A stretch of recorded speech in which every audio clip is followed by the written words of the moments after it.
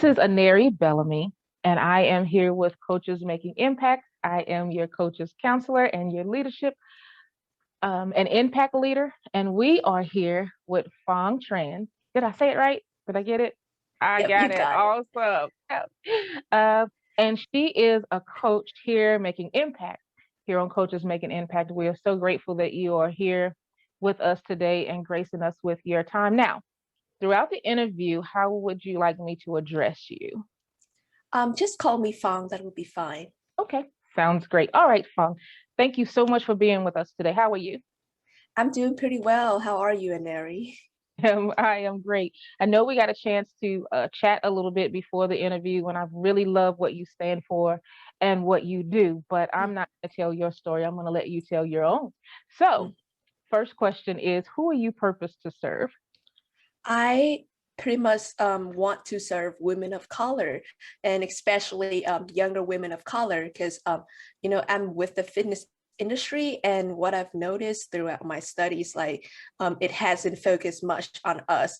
And a lot of fitness advice is like have avocado or just eat salads. Those they do great, but that's not what I personally eat every day. And so if you're trying to be healthy and actually stripping away your culture is not going to be sustainable, or you can be able to do it in the long term.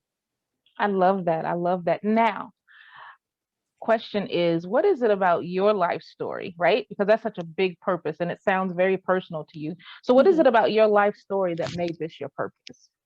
Well, it's actually started all the way back when I was in middle school, and back then I wasn't even in the U.S., so it was a completely different culture. I was having fun. I do a lot of extracurricular activities. Had a bike to like rode around the city and everything. So I was pretty much like active. And the thing happened when high school, I moved to the US, and the whole thing changed. Like you needed a car to get around. And so I'm like, oh, I can't go anywhere anymore. My family couldn't afford the extra things that I do because it's much more expensive here in the US compared to my original country. And the problem was like I was eating the same way I did when I was super active when I wasn't. So like after a year or two, I basically ballooned up and I felt really bad about my body. And when it comes to college, I was like, okay, I need to solve this problem. I pretty much just had a counselor, and then I just went and majored in a thing called exercise science. It is a real major. And yeah, so I did study a lot about human anatomy, physiology, mental health, and nutrition, a bit of nutrition.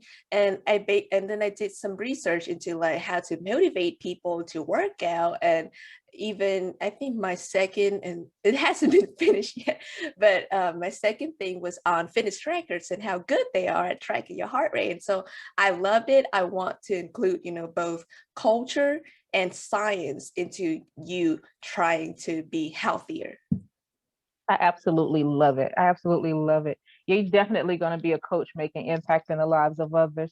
So, now here's the golden question. And that is, if that person that you were purposed to serve crossed your path and it was your one and only opportunity to make an impact in their lives, what would you say to them? I would say be confident in yourself. Like, when especially my age, we're on, social media, especially Instagram a whole lot, and that affects the way you see your body. And so even before you try to eat right, exercise more or whatever, you have to have the confidence in your body and yourself. Like, stop comparing yourself to other people, especially like even on Instagram, what I see is like people would manipulate their pictures. Like it's very fun. One of the thing I do with my clients is actually tell them to find, pictures of the people they like. And then we would zoom in, and more often than not, you can see the manipulation. It's not a whole lot. Some people don't do a whole lot, but they do some. And so it's like, well, you comparing yourself to the impossible. Those people don't even have that body. It's just them manipulating. And so that's what I tell my clients is like, okay, you need to be at least confident in yourself. Like if you're not having that body right now, you got to see like, what is the realistic body that I can have? And then also, okay, what can I do right now to improve it? Don't compare yourself to like, Kylie Jenner or whatever. Like, it's just so out there, and we're not in the position there to have that. I absolutely love it. So that person that your purpose to serve is definitely going to want to continue the conversation with you. How do they do that? It's very simple. Is it's just about, again, having that confidence is the first step.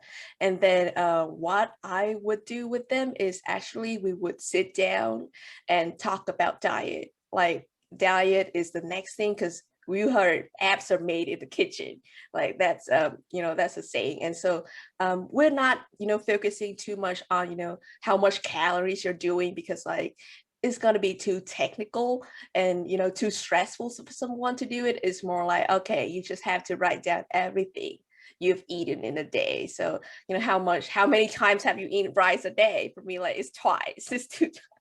And then how much Oreos, how much ice cream, and then how many times you've done that. And then so if you're like doing, like for my clients, they did a lot of carbs, like they have rice, they have bread, they have pasta, they drink ginger ale every day, want to have alcohol every single day. And I'm like, okay, you don't have to cut all of that out. That's the first thing. You just have to, okay, how can I reduce of it? So you still, because she wanted to have ginger ale every day. And so I tell her, well, instead of, having the whole can, why don't you just share half with your mom?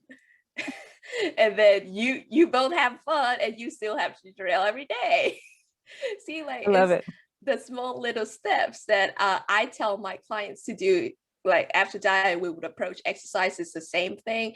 It's more about making that little step and building up, like snowballing it, to make like, once you have a new habit, you don't even notice it, because like you already loved it.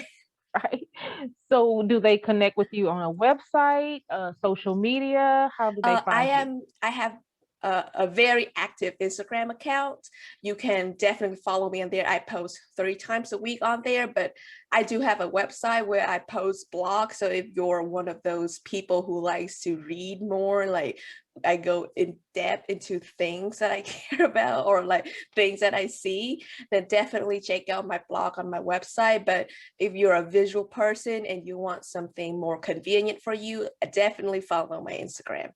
I love it. I absolutely love it. Thank you so much for being here with us on Coaches Making Impact. And more importantly, thank you for being a young coach, not just a coach, but a young coach out Oh, there tackling the world and making impact. We really appreciate it. oh, thank you.